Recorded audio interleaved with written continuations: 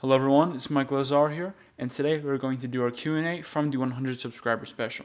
So, let's begin. The first question is, what microphone setup do I have? So, what I have is a Zoom H6 that connects to my computer or my camera. So, that's kind of the equalizer. And then I connect that to this microphone. It's called a Rode. It's a condenser microphone that connects to the Zoom. So, it's kind of an elaborate setup, but it works very well, and I can control the volume as much as I want from the Zoom, so I don't have to worry about it being too loud or too quiet. If you want to start off on YouTube, I recommend that you just get a simple $40 condenser microphone that connects right into the computer, and then you can control the volume from the microphone. Any microphone will work. This one, it just happens to be the one that we had, so there we go.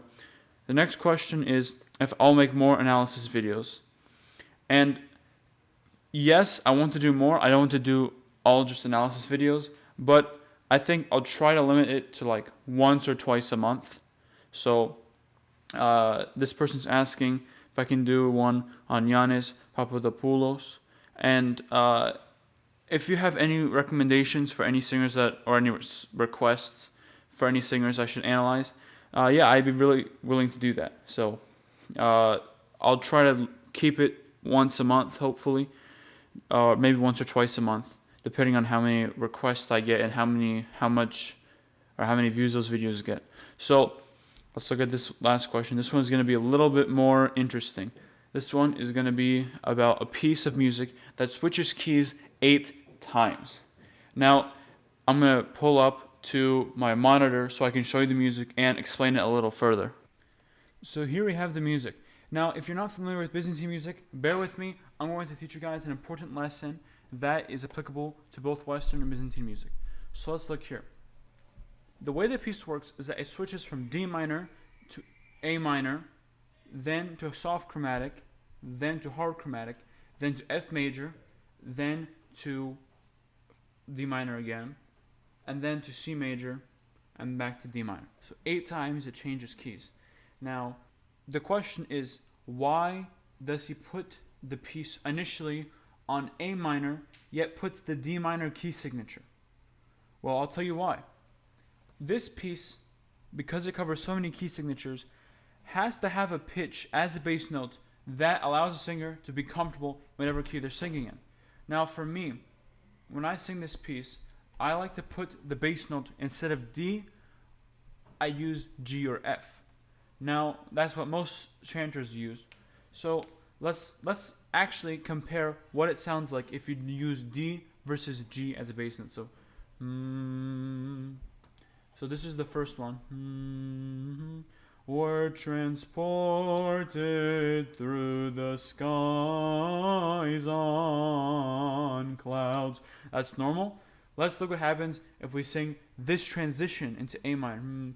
They kissed it in grand veneration. Now you see where the issue is. It goes way too low. So what happens is that the composer sets it up on K or A so that the chanter can sing these low notes more naturally. So let's compare what it sounds like to when it's on G. So we're transported through the skies on clouds. They kissed it in grand veneration. That's normal again. It's back to normal pitch that works. And the nice thing about this pitch is that works everything. The supreme host. Again, it works here, it works here, it works here, it works here, it works everywhere. So that's why they want to put the pitch initially on A minor using the D minor intervals. So I hope you found that interesting. But now it's time to know, why is this applicable in Western music? Because you have to know what key works for your voice. For example, here we have a classical singing book, Gilbert and Sullivan. This is meant for baritone and bass, meaning that the songs in here are set to keys which are comfortable for bass and baritone singers.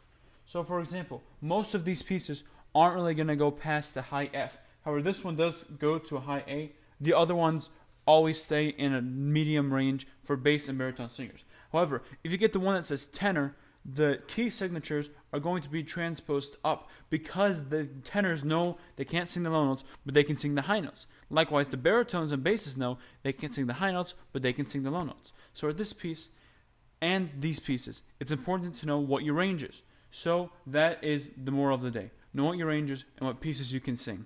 So those are the end of the questions. If you have any other questions, leave a question down below and we can continue this Q&A series indefinitely. We can get that infinite Q&A loop, if you know what I mean. So I hope you found the video helpful. If you did, I would greatly appreciate if you liked and subscribed. Other than that, I'll see you on the next one and have a great day.